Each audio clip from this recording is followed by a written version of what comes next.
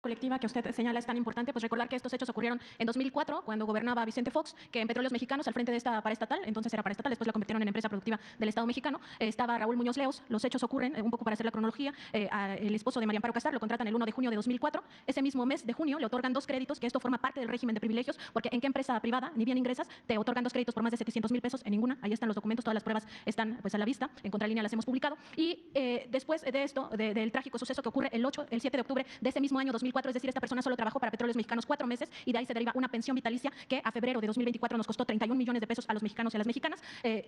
Quien lo contrató, que era además hermano del vocero del presidente Fox, Octavio Aguilar Valenzuela, que era entonces director general de administración de Petróleos Mexicanos, declara tras este suicidio que él lo contrató porque eran amigos, sus hijas eran amigas y así lo llevó primero a Ceresol y después a Petróleos Mexicanos. Eso en la teoría del estudio de la corrupción se conoce como amiguismo. En este mismo periodo, 2004, seguimos en este sexenio de Vicente Fox, Raúl Muñoz Leos fue echado de Pemex en noviembre de ese año por actos de presunta corrupción. Se le investigaba por haber beneficiado a los hijos de Marta Sagún, en el caso que usted ha referido aquí en muchas conferencias, que es el de oceanografía. En ese mismo año, la señora María Amparo Casar se desempeñaba como coordinadora de asesores de la Secretaría de Gobernación. Al frente de la SEGOP estaba Santiago Krill. Para nadie es un secreto a estas alturas que Vicente Fox era un presidente muy debilitado, que había 2 secretarías que realmente ejercían el poder. Una era Hacienda con Francisco Gil Díaz, la otra era justamente la Secretaría de Gobernación con Santiago Krill Miranda. ¿Qué significa esto? Que María Amparo Casar, siendo servidora pública o funcionaria del gobierno federal, tenía una posición de poder al ser coordinadora de asesores de justamente el secretario de Gobernación. Todo esto para la memoria colectiva. Y regresando al tema del régimen de privilegios, que en realidad en el fondo quieren ocultar los abajo firmantes y también el INAI, ya desenmascarándose totalmente como un instituto que solo ve por la oligarquía, que nunca ve por el pueblo de México, porque en otros casos, por ejemplo, cuando se ventiló los teléfonos de algunos periodistas y youtubers, que quienes lo hicieron son los grupos opositores, el INAI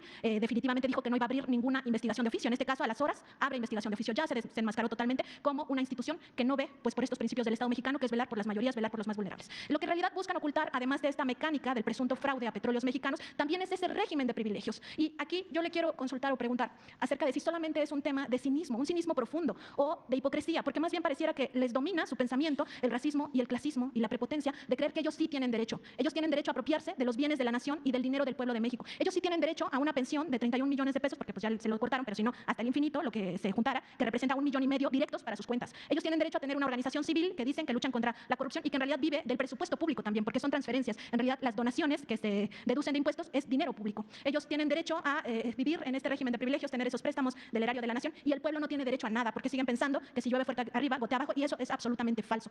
Usted decía que se ha ahorrado por este combate a la corrupción varios billones de pesos, y justo es el momento de revisar cómo antes, a pesar de que privatizaban todo, lo vendieron todo hasta las reservas de petróleo, el pueblo no veía nada. Y ahora el pueblo tiene digamos, estos apoyos sociales, este reparto de la riqueza que se genera en México por la vía de las pensiones a adulto mayor, de las becas del bienestar, por la vía de las becas a personas con discapacidad y todos los programas sociales Sembrando Vida, etcétera. Entonces, preguntarle al presidente si no ve que en realidad es más que la hipocresía o el cinismo, ya una cosa del pensamiento de estos oligarcas de que ellos sí, con donación de impuestos, ellos sí, empresas públicas que se privatizan, ellos sí, absolutamente toda la riqueza, y que las demás personas, que el pueblo, pues se muera de hambre. Sí, son varios factores. Sin duda, lo que los mueve es el dinero. Muchos de estos abajo firmantes, hasta hace relativamente poco, no tenían muchos bienes y ahora viven en mansiones. Y no puede un maestro de posgrado, incluso un emérito, llegar a tener mansión y vivir colmados de atenciones, de privilegios. Porque aún siendo escritores, y hay algunos que son buenos, no grandes escritores, buenos escritores, son cosas distintas. Pero ¿cuánto se obtiene por derechos de autor? Sus libros mejores. ¿Cuántos ejemplares vendidos? Muy pocos. Los ingresos están vinculados al servicio que prestan al régimen de corrupción. Ese es el mayor ingreso. Y se llevan, arrastran pues a otros que empiezan a tener una plaza en el Colegio de México y luego describen en el Reforma y luego pueden tener una asesoría en el gobierno. Ya reúnen 150, 200 mil pesos mensuales, o se van de consejeros al INE, o se van de consejeros al Instituto de la Transparencia. Tienen hasta su tarjeta American Express, para que pagaban hasta el table dance. American Express, sí, para ir a un espectáculo, ¿no? A disfrutar en un bar, a cosillas del erario. Entonces, ahí van. Entonces, se requiere estar denunciando, porque si no, se nos quedan sin ser tomados en cuenta y van a seguir ahí. Los mismos conductores de radio, ¿no? Editorialistas, los intelectuales, expertos.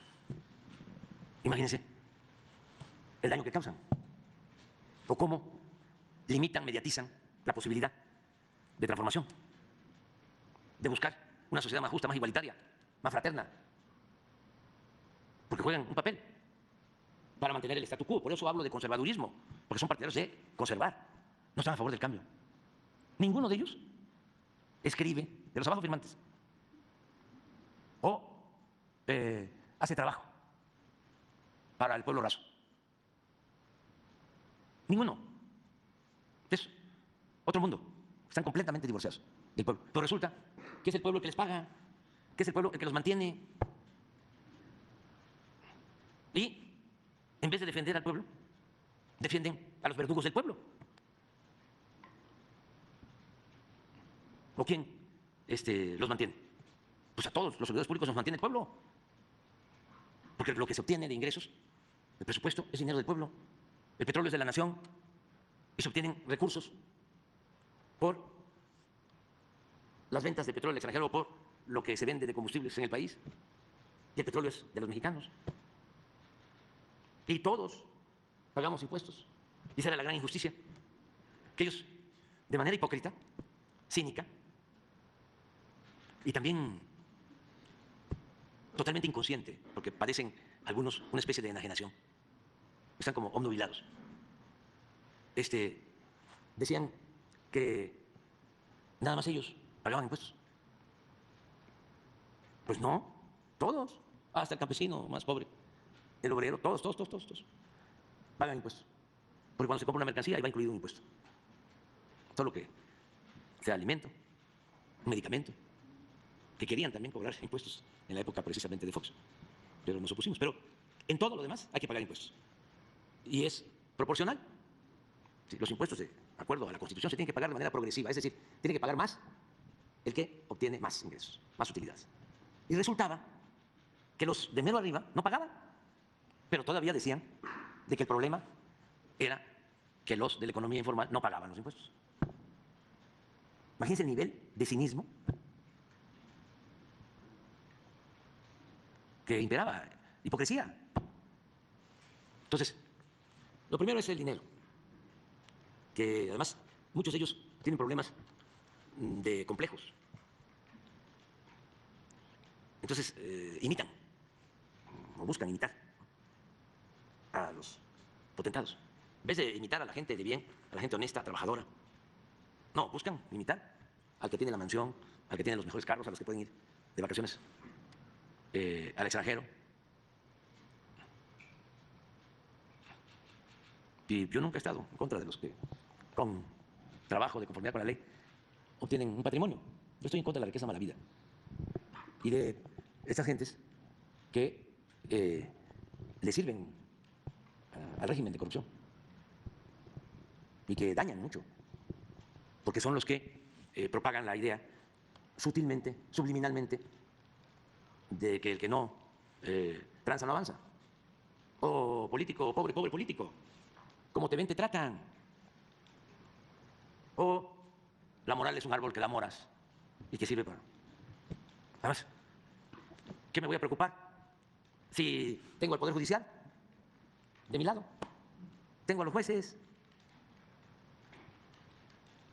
me van a amparar, van a declarar mi inocencia. Pues por eso es que se agrupan. Pero es muy bueno el tema, el debate. Porque todo esto es lo que pasaba con el Poder Judicial. Nadie sabía qué hacían los del Poder Judicial. Estaba muy difícil conocer el nombre de un juez, de un magistrado, no, del Poder Judicial. Todavía cuesta trabajo. El nombre de un ministro, de una ministra. No. No, y ahora ya la gente, y no puedo decir otras cosas, pero